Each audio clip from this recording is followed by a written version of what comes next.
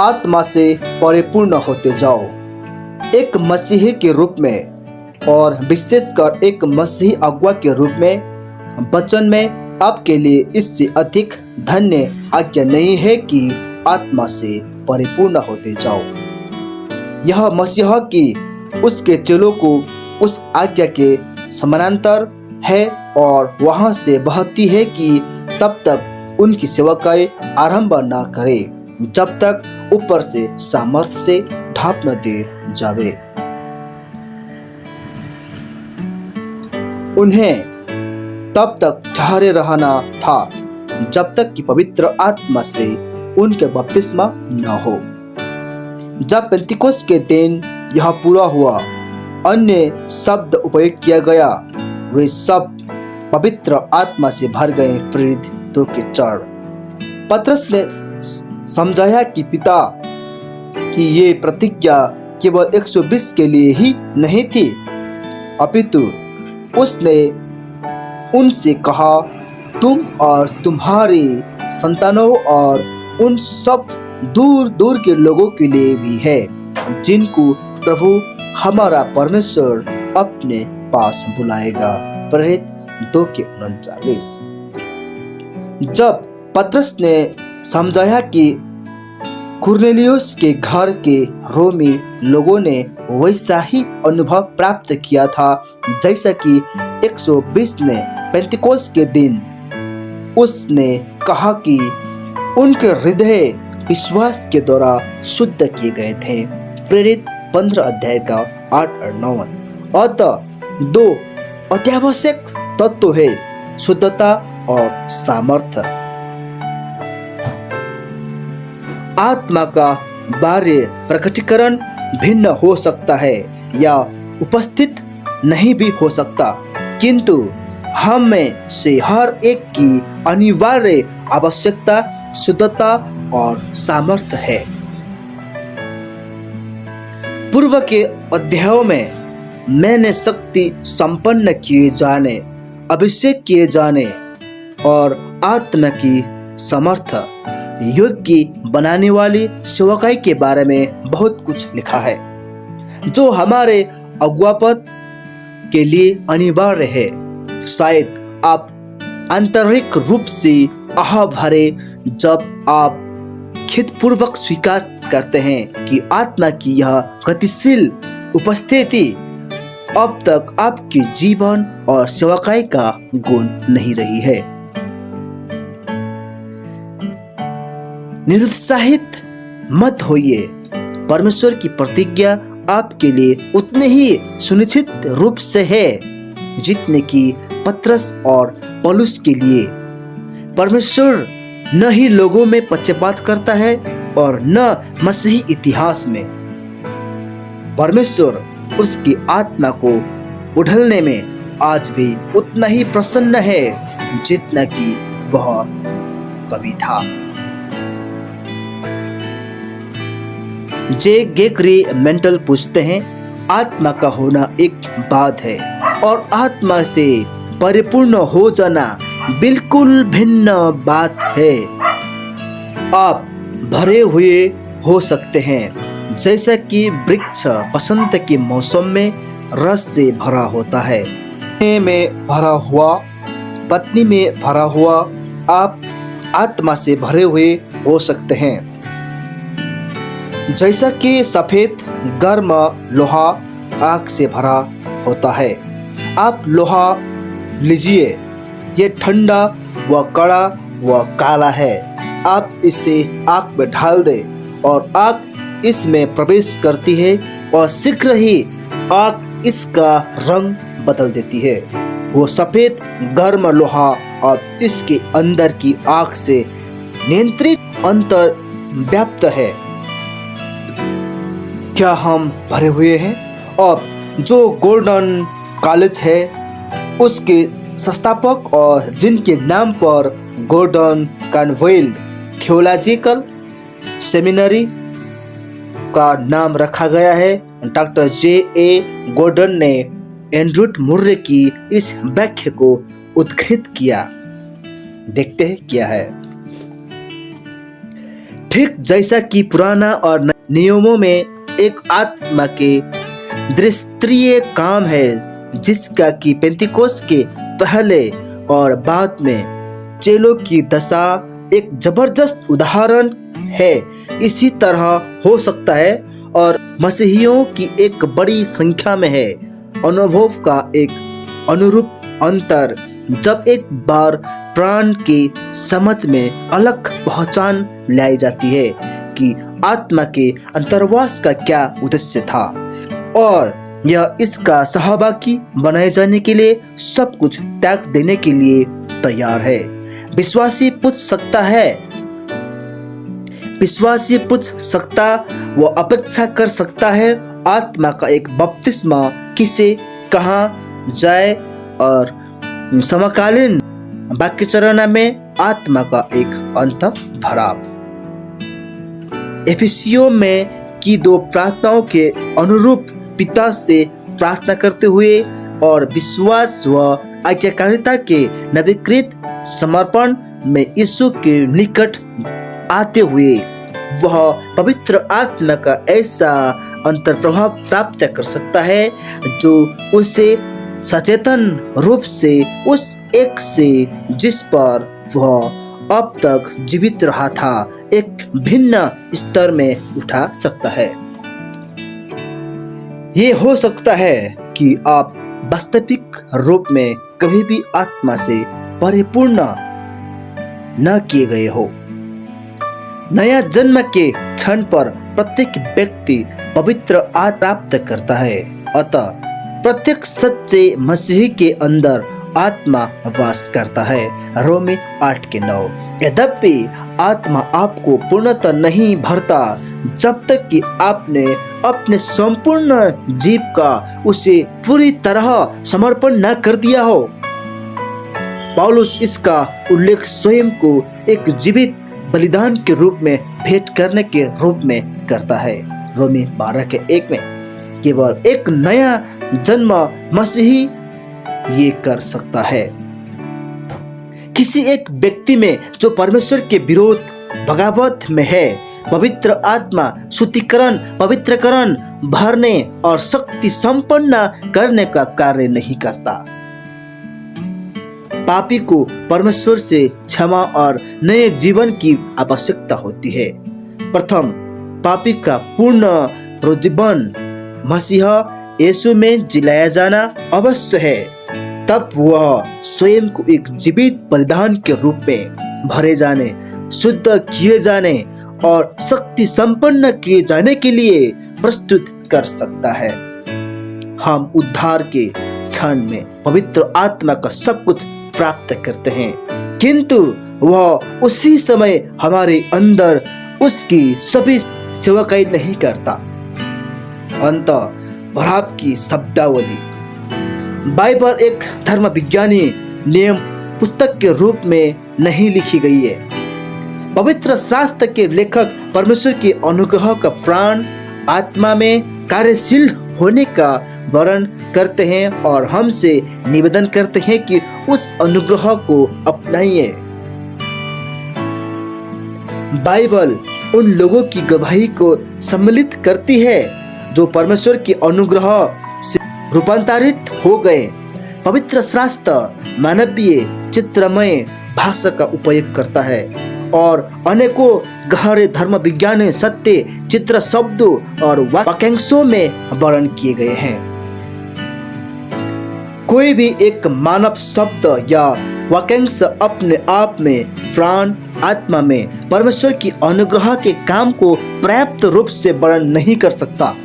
इसीलिए परमेश्वर इस प्रकार के कई शब्दों का उपयोग करता है।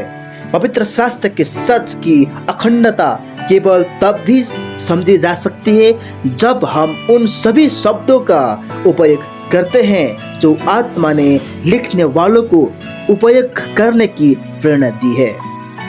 ये सच है कि इन शब्दों उपयोग करने और लागू करने में हमें आत्मिक विवेक का उपयोग करना चाहिए, किंतु पवित्र आत्मा हमें दिया गया है कि हमें अध्ययन करने, पहचानने, समझने और संपूर्ण पवित्र शास्त्र को एक सुंदर, व्यवहारिक इकाई में सेलिसित करने के योग्य बनाए।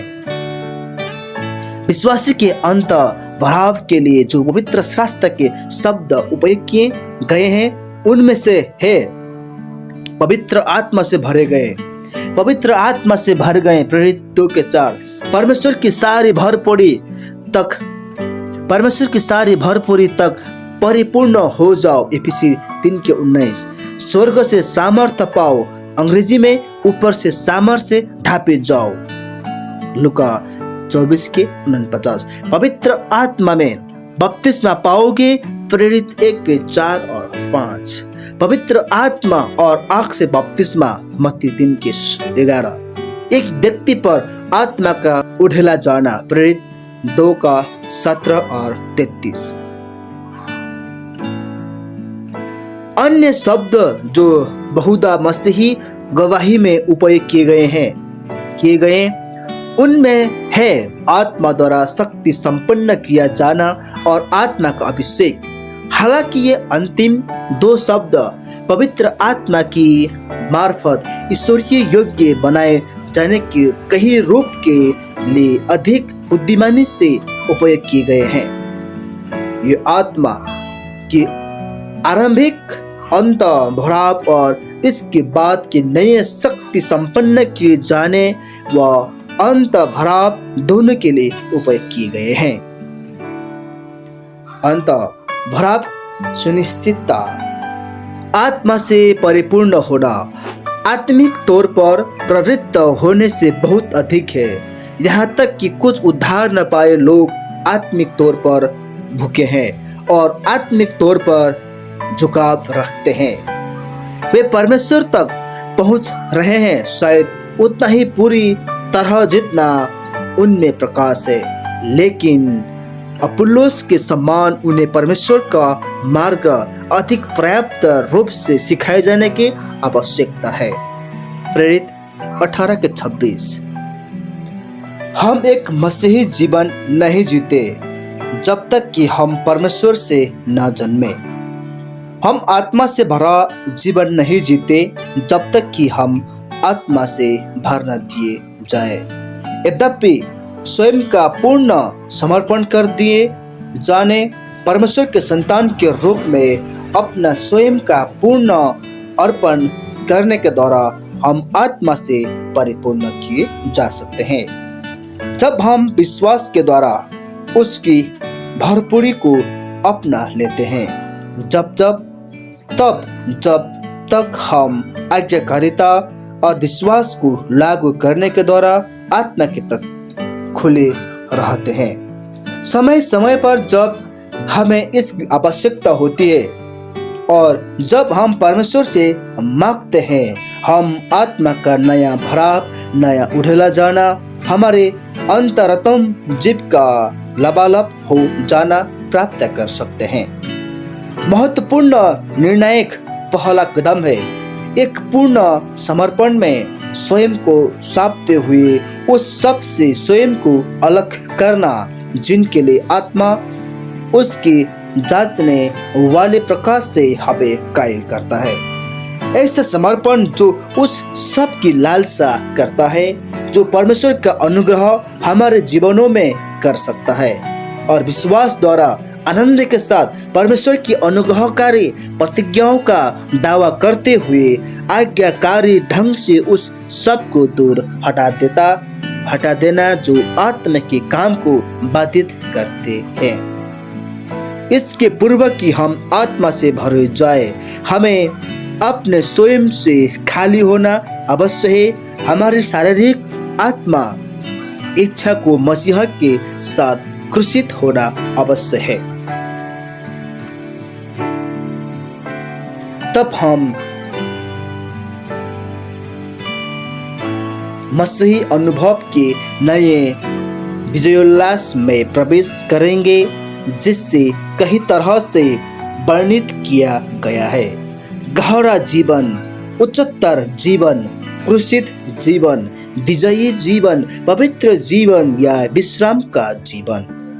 यह अनुग्रहमय और निश्चित अनुभव वृद्धि से संबंधित है। लेकिन ये मात्र बढ़ने की एक बात नहीं है। बहुत हम संपूर्ण समर्पण, अधिक गहरे शुद्धिकरण, आत्मा की अधिक ताकतवर वरदान की आवश्यकता का बोध नहीं करते जब तक कि हम परमेश्वर के साथ कुछ समय के लिए नम्रता के साथ ना चले हो। फिर भी हम आत्मा के मार्गदर्शन के द्वारा परमेश्वर से कुछ अधिक और गहरे की आवश्यकता महसूस करते हैं। उस सब के लिए जो उसने पहले ही हमारे लिए कर दिया है। परमेश्वर की स्तुति करने से हमें उन दुर्बलताओं के प्रति चेतना हो सकती है जिन्हें हम जानते हैं कि परमेश्वर उसकी सामर्थ्य से बदल सकता है। वे पराजय जो हम जानते हैं कि वह विजय में रूपांतरित कर सकता है, और शायद अशुद्धियां जो हम जानते हैं कि मसीह अपने लहू से शुद्ध कर सकता है। जब हम जानते हैं कि आत्मा हमारे अंतर्वास करता है, किंतु हम पूर्ण रूप से समझते हैं कि आत्मा हमें पूरी तरह वश में कर सकता था और करना चाहिए। हम अब समझते हैं कि पवित्र आत्मा के बारे में यूहन्ना 14:17 में मसीहा का क्या आशय था। इससे पूर्व की चेले अपना पेंतिकोस्त प्राप्त करे, उसने वर्तमान में उनका जो संबंध आत्मा के साथ था उसकी तुलना उससे की जो पेंतिकोस्त के पश्चात उनका होगा। वह तुम्हारे हाथ तुम्हारे साथ रहता है और वह तुम में होगा। उत्साहित रहिए, आत्मा आपको अर्पण के नए कदम और अंश की ओर अगुवाई कर रहा है, ताकि आपके अंदर मसीह की प्रभुता पूर्णता के अधिक निकट हो सके, जितना संभव होने का आपने कभी स्वप्न देखा होगा। आत्मा आपको उसके लिए भूखा बना रहा है जो वह आपके अंदर करने की लालसा करता है। अंत भराव की गवाहियां।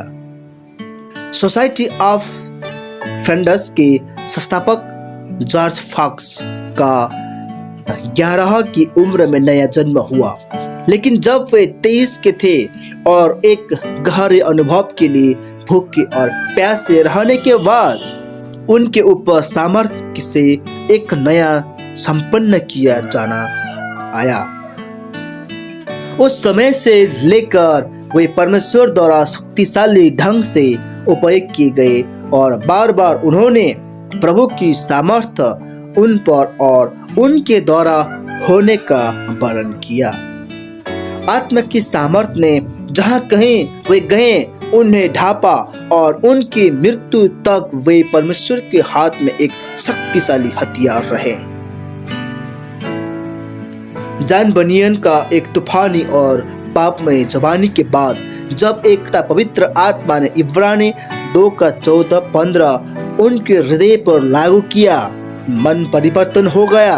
प्रभु के साथ उनके एक आनंदमय चाल के बाद वे शैतान के साथ 2 साल के एक संघर्ष में से गए। अंत में परमेश्वर ने यूहन्ना 1 के साथ उपयोग किया। उसके पुत्र यीशु का लहू हमें सब पापों से शुद्ध करता है और उन्होंने उनके ब्यूला लैंड सुहागिन भूमि के अनुभव में प्रवेश किया। यद्यपि बिना परखे गए नहीं, उसके बाद से वे परमेश्वर के अनुग्रह और सामर्थ्य के बोध से अभिभूत थे। परमेश्वर ने उन्हें सामर्थ्यपूर्ण ढंग से उपयोग किया। जब उनके 12 साल के कैद में उन्होंने उनकी प्रसिद्ध पुस्तकें लिखी। विलियम पेन प्रसिद्ध क्वेकर कंपनी वाला, जिसने पेंसिल्वेनिया की स्थापना की, एक महान आत्माओं को जीतने वाले थे। 12 साल की उम्र में उन्होंने नया जन्म पाया और 22 की उम्र में एक भूकंपीय प्रचारक के द्वारा एक संदेश सुनने के पश्चात उन्होंने अपने सब कुछ का पूर्ण अर्पण किया और आत्मा से परिपूर्ण हो गए।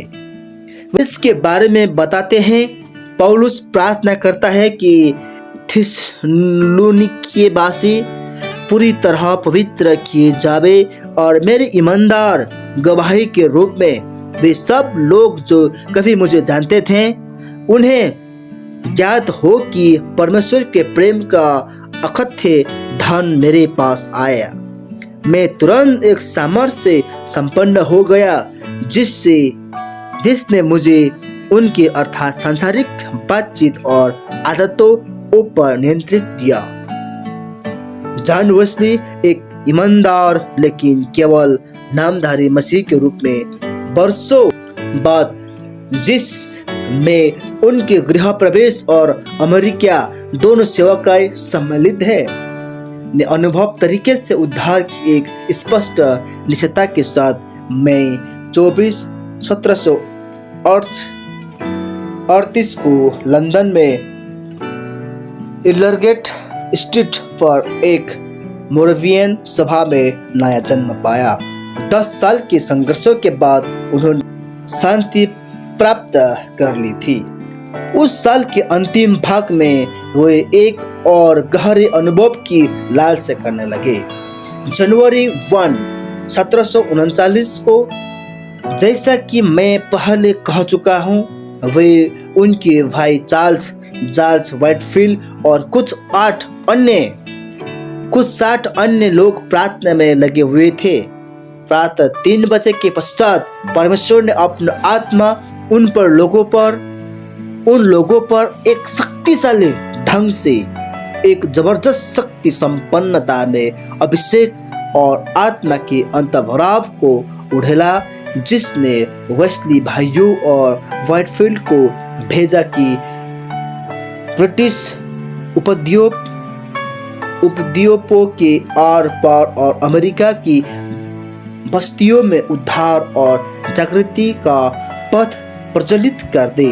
पवित्र आत्मा ने जॉन वेस्ली की मार्फत मार्च 2, 1791 को उनकी विजयी मृत्यु तक उसकी सामर्थ्य को प्रकट करना जारी रखा। जॉर्ज व्हाइटफील्ड ने जो कुछ समय तक के लिए वेस्ली भाइयों के एक सहकर्मी रहे, वेस्ली भाइयों की पाने से पहले नया जन्म का एक स्पष्ट अनुभव पाया। उनके पुराने मित्रों ने उन्हें पागल समझा क्योंकि वे मसीहा के लिए इतने जोशीले थे। बाद में उन्होंने घमंड और अन्य आंतरिक पराजयों के साथ उनके युद्धों के कारण कई दिन और रातें प्रार्थना और उपवास में बिताए, लेकिन परमेश्वर ने उन्हें बड़े पैमाने पर आशीषित किया और उन्होंने लिखा, वह कैसे आनंद से अकथ्य आनंद, यहाँ तक कि आनंद जो महिमा से भरा था। मेरा प्राण भर गया जब पाप का बोझ चला गया और परमेश्वर का एक क्षमा करने वाले प्रेम का बना रहने वाला बोध और विश्वास की एक पूर्ण निश्चयता मेरे उदास प्राण में प्रवेश कर गई। बाद में जून 20, 1736 को उनकी पासवानी नियुक्ति पर वे बड़ी सामर्थ्यपूर्ण ढंग से पवित्र आत्मा भर गए। उन्होंने पूरा शनिवार उपवास व प्रार्थना में बिताया और संध्या में वे कस्बे से बाहर एक पहाड़ पर चले गए, जहां उन्होंने और 2 घंटे प्रार्थना की। रविवार को वे चर्च की वेदी पर अपनी पासवानी नियुक्ति की तैयारी में प्रार्थना करने के लिए जल्दी उठ गए। बाद में उन्होंने गवाही दी। जब बिशप ने उसके हाथ मेरे सिर पर रखे, मेरा हृदय पिघल गया और मैंने मेरी संपूर्ण आत्मा, प्राण और देह को परमेश्वर के मंदिर की सेवा में भेंट कर दिया। डॉक्टर लॉयड जोन्स लिखते हैं, व्हाइटफील्ड हमें बताते हैं कि वास्तव में उनकी पासवानी नियुक्ति सभा में वे उनके ऊपर सामर्थ उतरने के प्रति सचेत थे। वे इसे जानते थे, सामर्थ के बोझ से वे रोमांचित हो गए। उनकी पासवानी नियुक्ति के बाद प्रथम रविवार को उन्होंने अपने गृह नगर में प्रचार किया और ये एक आश्चर्यजनक सभा थी। 15 लोग सामर्थ्यपूर्ण ढंग से घायल किए गए और मन परिवर्तन हुए। व्हाइटफील्ड की आगे की पवित्र पत्रिकाओं और उनकी विभिन्न जीवन कथाओं में जब उन्होंने प्रचार किया और अन्य अवसरों पर भी परमेश्वर की आत्मा का उनके ऊपर आने की उनकी जानकारी के अंतहीन विवरण है। याद रखिए कि 20वीं शताब्दी तक पेंतिकोस्त आंदोलन उठा और एक अनुभव जिसके साथ अन्य भाषाओं में बोलना जुड़ा हुआ था कि लिए उनके शब्द के रूप में आत्मा से बपतिस्मा या आत्मा में बपतिस्मा को अपनाया। नाम जो आत्मा के अंत भराव के लिए सामान्य उपयोग किए गए। मूडी, टोरी, फिन्नी और कई दूसरों ने निरंतर इस तरह बोला।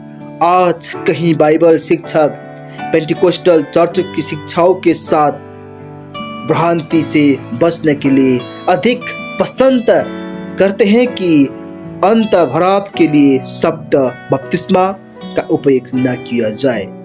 चार्ल्स जे फिनी एक नौजवान वकील थे जिन्होंने पाप की गहरी कायलियत के नीचे परमेश्वर के साथ 2 दिनों तक संघर्ष किया।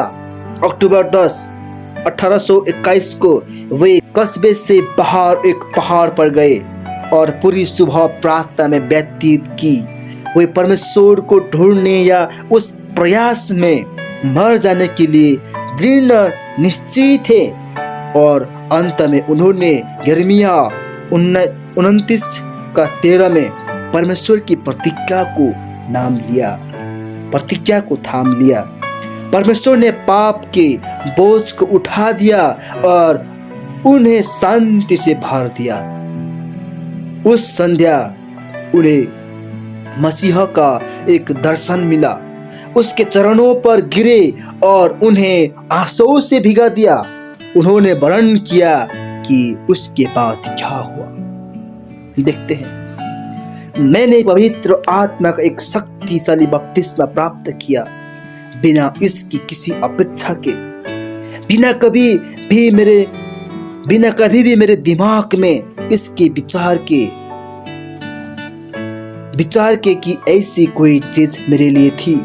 इसके बिना किसी स्मरण के कभी संसार में किसी व्यक्ति के द्वारा चीज व्यक्त की गई हो। पवित्र आत्मा मेरे ऊपर उतरा ऐसे तरीके से कि मुझ में से शरीर व प्राण में से पार होता हुआ प्रतीत हुआ। अवश्य वे तरल प्रेम की लहरों में आता प्रतीत हुआ, क्योंकि मैं इसे कोई और तरह से अभिव्यक्त नहीं कर सकता। ये परमेश्वर की श्वास जैसे प्रतीत हुआ। मैं अच्छे से स्मरण कर सकता हूँ कि यह विशाल पंखों के समान यह मुझे हवा देता हुआ प्रतीत हुआ। हालेलुया। उस अद्भुत प्रेम को कोई शब्द व्यक्त नहीं कर सकते जो मेरे हृदय में व्याप्त हो गया। आनंद और प्रेम के साथ मैं उच्च स्वर में रोया। ये लहरें एक के बाद एक मेरे ऊपर आई।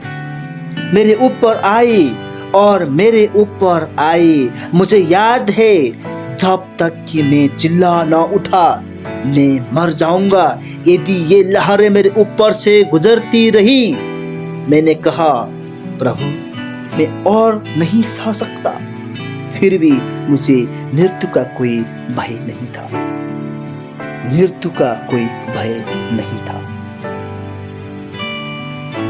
D.L. मूडी चिकागो में पहले ही परमेश्वर द्वारा बहुत अधिक उपयोग किए जा चुके थे। उनकी रविवार की सभा के दौरान फ्री मेथोडिस्ट की 2 महिलाओं ने ईमानदारी से उनके लिए प्रार्थना की। सभा की समाप्ति पर उन्होंने उनसे कहा, हम आपके लिए प्रार्थना कर रहे हैं। हम आपके लिए प्रार्थना कर रहे थे। मी मूडी ने पूछा, क्यों नहीं आप लोगों के लिए प्रार्थना करते? उत्तर था, क्योंकि आपको आत्मा की सामर्थ्य की आवश्यकता होती है। बाद में उस घटना का विवरण देते हुए उन्होंने पूछा, मुझे सामर्थ्य की आवश्यकता है। क्यों? मैं सोचता था कि मेरे पास सामर्थ्य है। शिकागो में मेरे पास सबसे बड़ी मंडली थी और वहां बहुत से मन परिवर्तन हुए थे। एक दिन मूडी ने उनसे कहा, मैं चाहता हूं कि तुम मुझे बताओ कि तुम्हारा मतलब क्या था। और उन्होंने उसे पवित्र आत्मा के निश्चित अंतर्भाव के बारे में बताया। और तो उसने उन दोनों से साथ में प्रार्थना करने के लिए कहा, और मात्र उसके लिए प्रार्थना करने को नहीं। इसके तुरंत बाद ही न्यूयॉर्क में वॉल स्ट्रीट पर उनकी प्रार्थनाओं का उत्तर दिया था। मूडी के सहकर्मी डॉक्टर R.A. टोरेन ने वर्णन किया कि क्या हुआ। जैसा ही वे सड़क पर चले, परमेश्वर की सामर्थ उन पर आई और उन्हें तेजी से अपने एक मित्र के घर जाना पड़ा कि ये पूछे कि उन्हें अपने स्वयं के लिए एक कमरा मिल सकता था।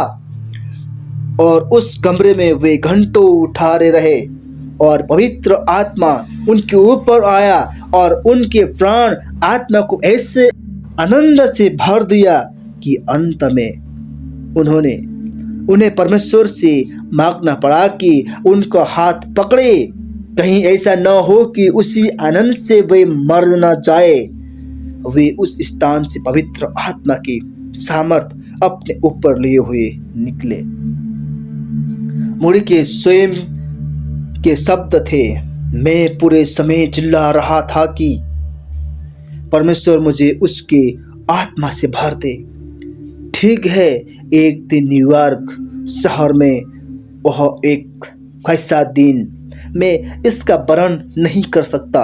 मैं केवल कह सकता हूँ कि परमेश्वर ने अपने स्वयं को मुझ पर प्रकट किया और मुझे उसके प्रेम का ऐसा अनुभव मिला कि मुझे उससे मांगना पड़ा कि उसका हाथ रोके। मैं पूर्ण प्रचार करने गया। उपदेश भिन्न नहीं थे। मैंने कोई नई सच्चाइयाँ प्रस्तुत नहीं की और फिर भी सैकड़ों मन परिवर्तन हुए। उस आशीषमय अनुभव के पूर्व मैं जहाँ था, जब मैं वहाँ वापिस ही नहीं जाऊंगा। यदि तुम मुझे सारा संसार दे दो, ये तराजू में के धूल के एक छोटे कण जैसा होगा। एक अन्य अवसर पर मूडी ने गवाही दी, परमेश्वर मुझे क्षमा करे यदि मैं घमंडी तरीकों से बोल रहा हूँ, किंतु तब से मैं एक भी प्रवचन के बारे में नहीं जानता। जो मैंने उपदेश दिया, किंतु परमेश्वर ने मुझे कुछ प्राण दिए और संसार के सारे धन के लिए भी मैं उस स्थान पर वापस से नहीं जाऊंगा जहां मैं 4 साल पहले था। यदि आप इसे मेरे पैरों पर लुढ़काइए, मैं इसे एक फुटबॉल के समान किक मार दूंगा।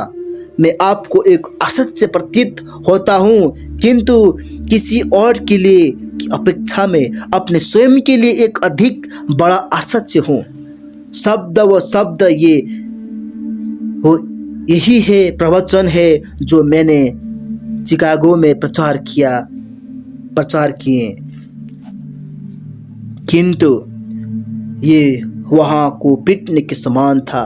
ये नए प्रवचन नहीं है, अपितु परमेश्वर की सामर्थ्य के एक नया सुसमाचार नहीं है, अपितु सामर्थ्य के पवित्र आत्मा के साथ पुराना सुसमाचार। मूडी की सब यात्रा पर डॉक्टर C.I. स्कोफील्ड स्कोफील्ड, प्रसिद्ध स्कोफील्ड रेफरेंस बाइबल के संपादक ने 4 कारण दिए कि क्यों परमेश्वर ने D.L. मूडी को उपयोग किया। उनके तीसरे कारण के लिए उन्होंने कहा उनका पवित्र आत्मा से बपतिस्मा किया गया था और वे जानते थे कि किया गया था। ये उनके लिए उतना ही निश्चित अनुभव था जितना कि उनका मन परिवर्तन।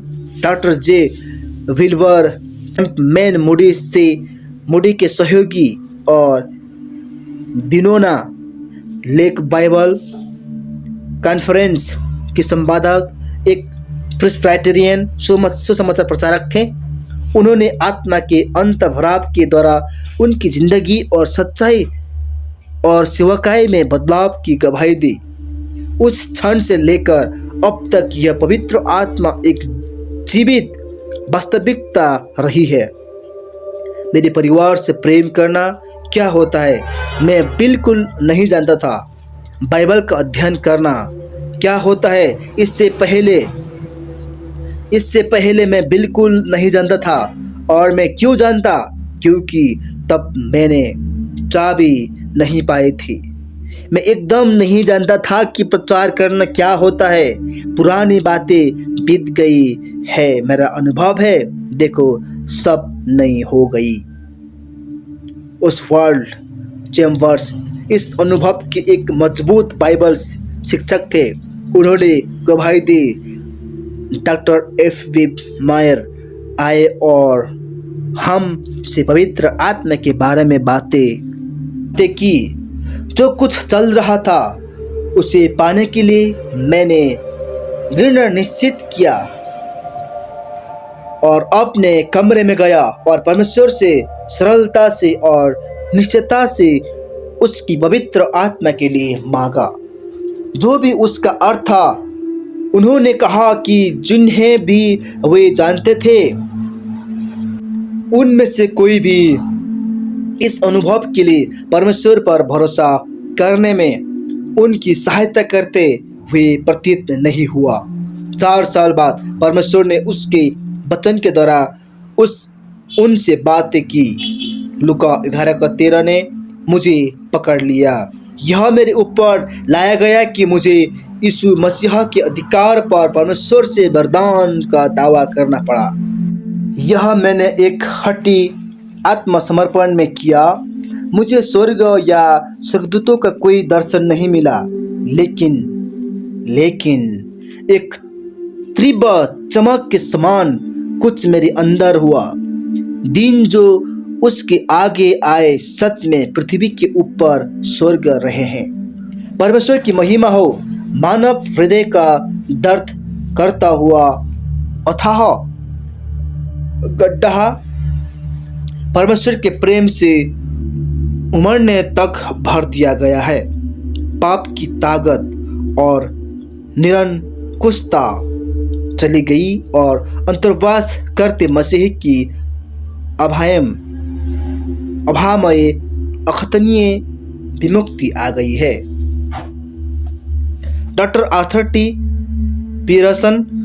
पियरसन ने लंदन में कई वर्षों तक स्पर्जन्स टेबरनेकल की पासवानी की। वे बाइबल कॉन्फ्रेंस और स्टूडेंट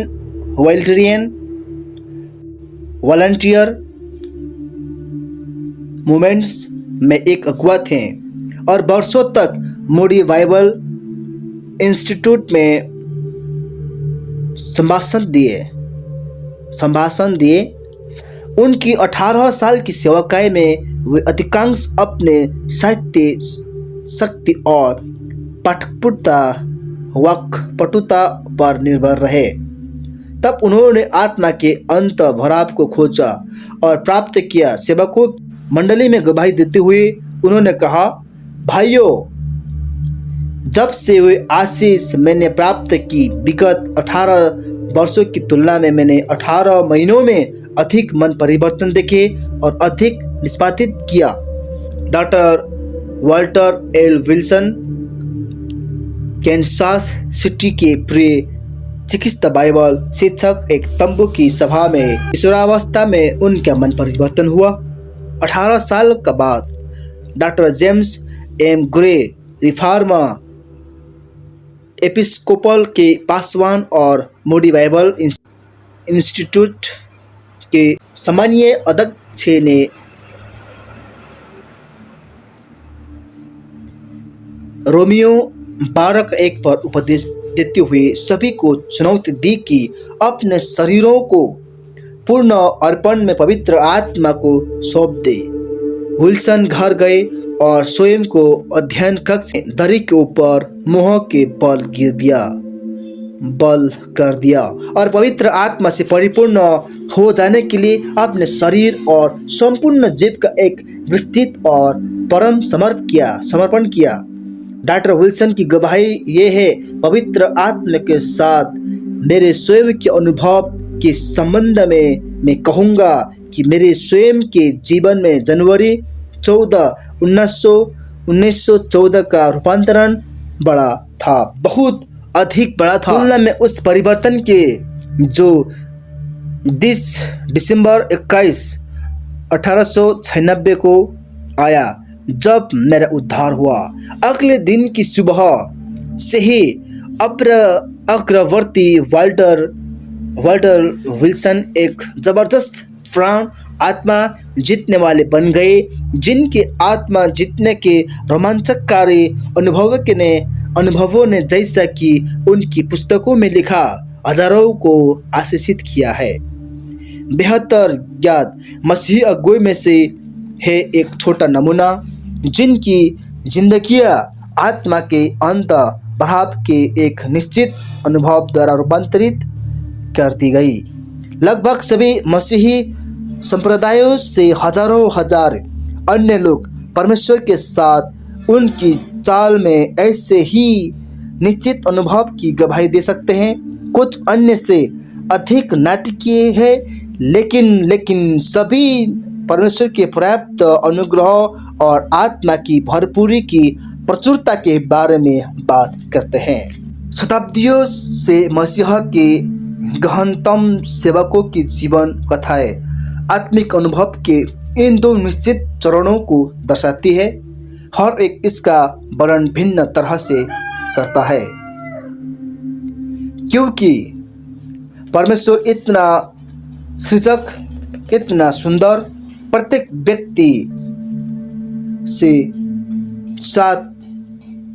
व्यक्ति से साथ उसके बर्ताव में अनोखा है। किंतु बारंबार आप आत्मिक जन्म का एक निश्चित क्षण पाते हैं और बाद में आत्मा की परिपूर्णता, सामर्थ, विजय और आशीष के नए अनुभव का एक क्षण। एंग्लिकन भजन लेखक अगस्तुस टॉपलेडी ने रॉक ऑफ द एजेज में इससे इस तरह व्यक्त किया है, होने दे कि वो जल और लहू तेरे छेदे गए बगल से जो निकला, होवे पाप की दोगुनी दवा, इसके दोष और ताकत से करे मुझे शुद्ध। 1904 और 5 की महान वेल्स जागृति के दौरान इवान रैप्टर्स ने जो पवित्र आत्मा द्वारा इतने जबरदस्त ढंग से उपयोग किए गए बारंबार व्यक्त किया।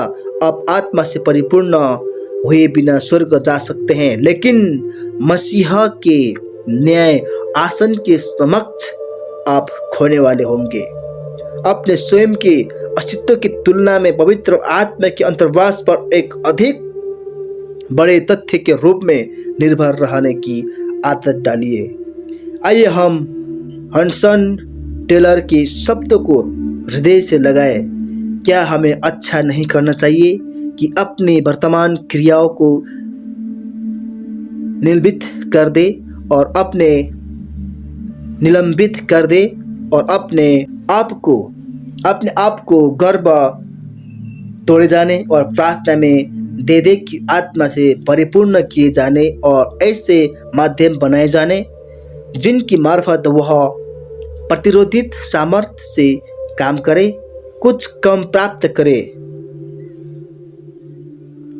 इस सामर्थ्य की घटी से आत्माएं अब नाश हो रही है और परमेश्वर कुछ लोगों को आशीषित कर रहा है जो विश्वास से उससे इस आशीष की खोज कर रहे हैं।